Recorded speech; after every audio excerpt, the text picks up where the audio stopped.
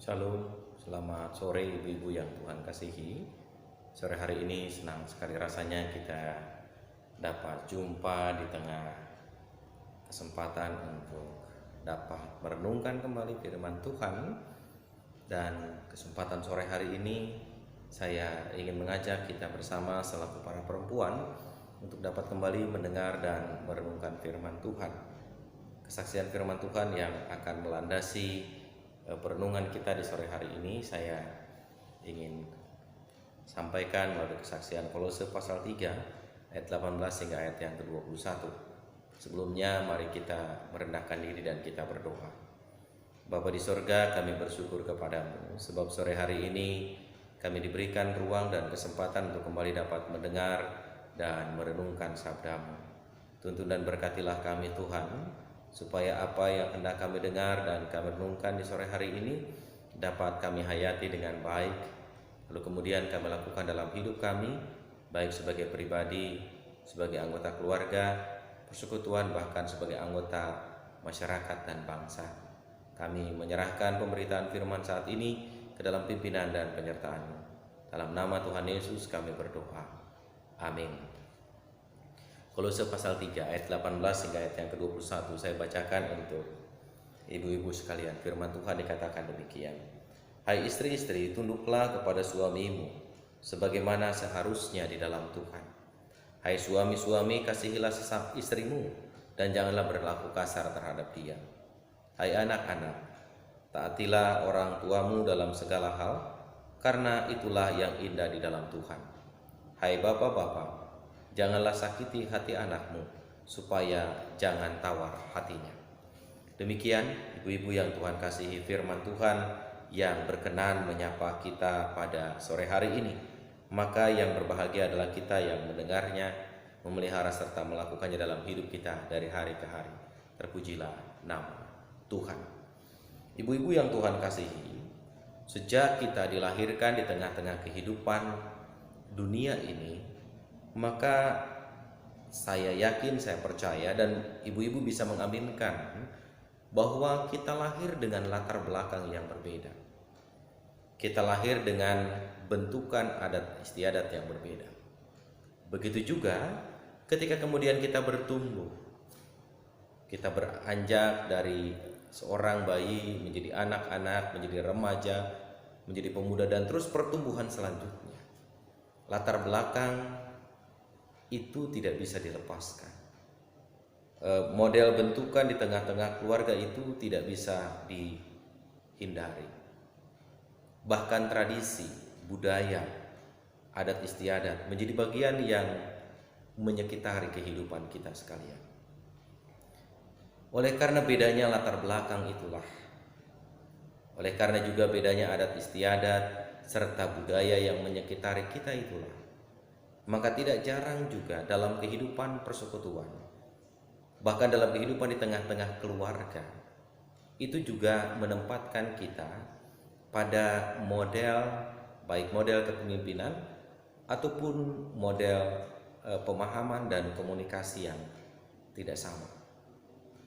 Saya ambil contoh misalkan pengalaman di mana kita dibentuk oleh orang tua kita dengan tradisi dan adat istiadat yang ada, maka itu bisa melahirkan juga model dari cara kita beribadah. Ketika orang tua membentuk kita dalam konteks kedisiplinan, maka itu akan menolong kita untuk membangun sebuah pandangan yang juga disiplin ketika kita beribadah. Bahkan tidak jarang, bukan hanya soal ibadah kita akan dibentuk menjadi disiplin, tapi dalam segala aspek dalam kehidupan kita akan terbentuk menjadi seorang yang disiplin. Saya katakan sekali lagi, latar belakang seseorang, tradisi yang dibawa seseorang, tradisi yang menyekitari kehidupan seseorang, itu bisa melahirkan banyak ragam model dalam perjalanan hidup, termasuk model memandang dan menafsir segala sesuatu. Termasuk salah satunya adalah cara kita menafsirkan ayat Alkitab pun bisa berbeda. Cara kita menafsirkan bagian-bagian ayat-ayat Alkitab itu pun juga bisa beragam. Dan itu bisa terjadi oleh karena bukan hanya model pengajaran yang diterima dari seorang pendeta, bukan hanya model pemberitaan yang disampaikan seorang pendeta yang membuat kita punya cara pandang yang berbeda saat kita menafsirkan ayat Alkitab, atau saat kita mencoba menerjemahkan secara singkat ayat Alkitab. Tapi latar belakang budaya, latar belakang tradisi, latar belakang adat istiadat juga bisa membuat kita punya cara memahami ayat Alkitab beragam. Contoh misalkan, ketika kita membaca bagian yang saya bacakan tadi, Kolose pasal 3 ayat yang ke-18, maka tidak semua orang, maksud saya, tidak semua orang akan punya cara pandang yang sama terhadap ayat 18. Ketika dikatakan, hai istri-istri, tunduklah pada suamimu sebagaimana seharusnya di dalam Tuhan. Untuk saudara-saudara kita yang berlatar belakang suku bangsa tertentu, latar belakang sosial tertentu, maka memahami ayat ini bisa jadi adalah cara kita memahaminya tidak tepat. Karena dikatakan di sini, hai istri-istri, tunduklah kepada suamimu sebagaimana seharusnya kepada Tuhan. Bisa jadi ada kelompok orang-orang tertentu yang menempatkan si istri, si perempuan itu harus melakukan semua yang diinginkan atau diperintahkan suaminya. Karena dia harus tunduk, karena dia harus manut, karena dia harus menundukkan kepalanya serendah mungkin.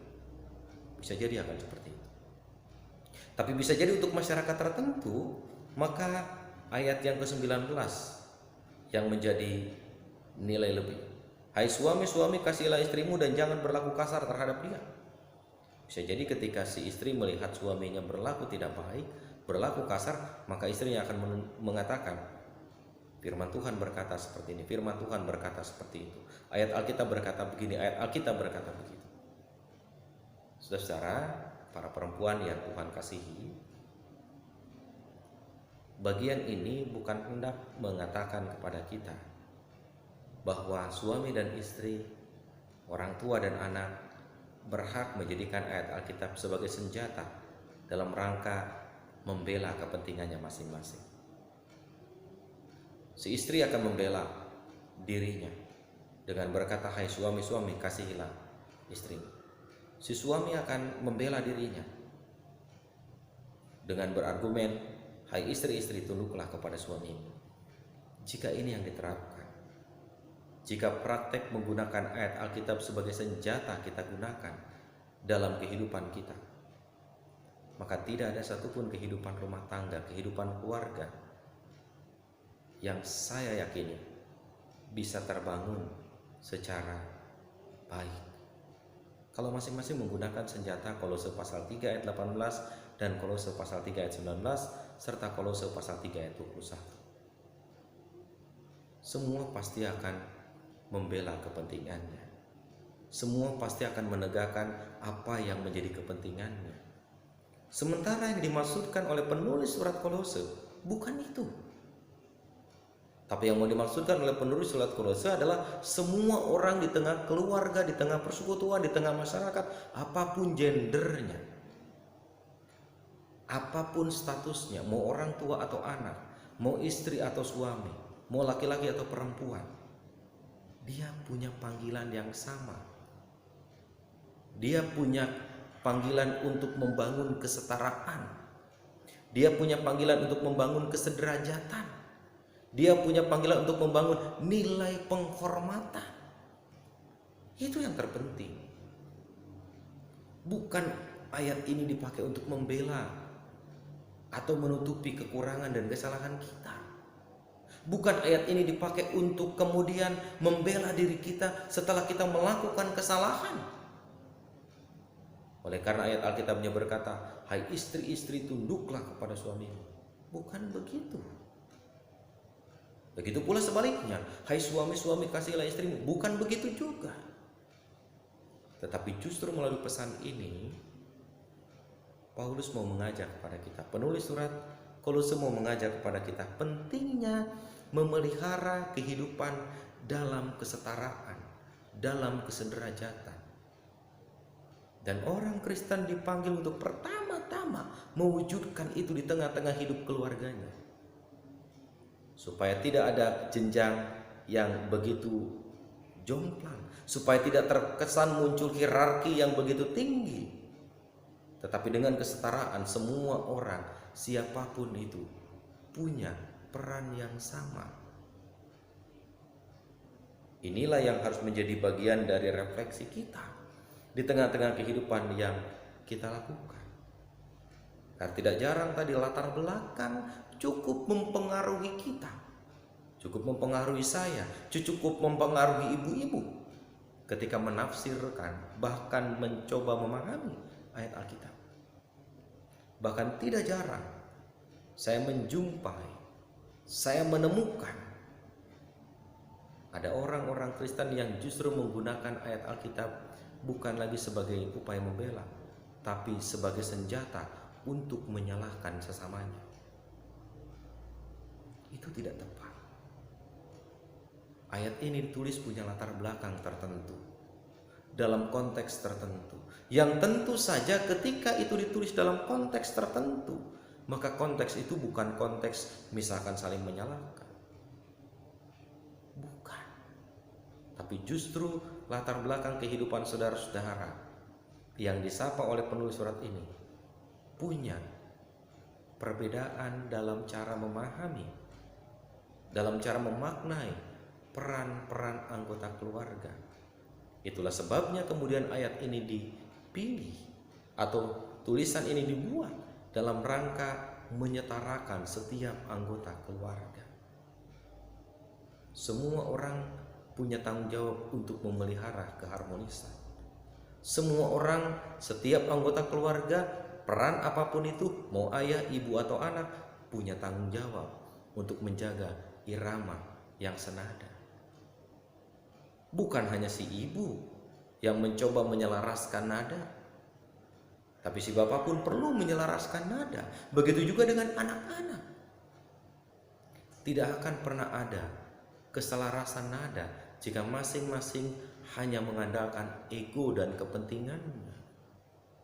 Tidak akan pernah tercipta sebuah keselarasan nada jika masing-masing memandang bahwa dirinya yang terpenting dan yang perlu mendapatkan perhatian. Secara tidak langsung penulis surat Kolose ini mau mengatakan bahwa semua orang, laki-laki, perempuan, anak-anak, suami, istri, punya tanggung jawab menjaga keselarasan nada itu supaya tidak menjadi sumbang. Punya tanggung jawab untuk menjaga keharmonisan itu supaya tidak menjadi bagian yang retak. Dan karena itu, ibu-ibu yang Tuhan kasihi, kita perlu juga menyeimbangkan diri kita, memperjuangkan kesetaraan itu bukan dengan perilaku dan sikap yang justru tidak baik. Upaya kita sebagai kaum perempuan untuk mencoba memperjuangkan kesetaraan itu hendaknya juga diperlihatkan dalam kualitas kehidupan. Sehingga kemudian oleh karena kualitas kehidupan kita, tanpa kita menuntut pun orang akan mengakui. Orang akan menempatkan, orang akan memberikan ruangnya supaya kesetaraan itu menjadi bagian yang dirasakan dan dinikmati baik oleh kaum pria, apalagi kaum perempuan dan anak-anak. Oleh karena itu, saya mengajak kita pada para perempuan, jangan kita menuntut akan hak kita, tapi perlihatkanlah kualitas kita sebagai perempuan yang mampu mensejajarkan diri dalam setiap peran di tengah-tengah kehidupan ini. Ketika kita mampu mengasah kualitas kita, ketika kita mampu menguji kualitas kita, maka tanpa kita minta, hak itu pasti akan menjadi bagian yang kita pegang. Hak itu pasti akan menjadi bagian yang kita miliki. Oleh karena itu, belajarlah dari para perempuan yang bukan hanya menjadi tokoh Alkitab, tapi perempuan-perempuan di dunia ini yang diberikan ruang, diberikan kesempatan untuk menjadi pemimpin tertinggi di sebuah negara, di sebuah lembaga internasional. oleh karena mereka bukan hanya menuntut haknya, oleh karena mereka bukan hanya menuntut kesetaraan, tapi kesetaraan itu atau upaya menjaga kesetaraan itu diseimbangkan dengan kualitas yang kemudian diperlengkapi terus-menerus. Kalau kita hanya menuntut disetarakan, tapi kualitas kita juga tidak menjadi bagian yang kita perlengkapi, maka tuntutan kita hanya akan sia-sia.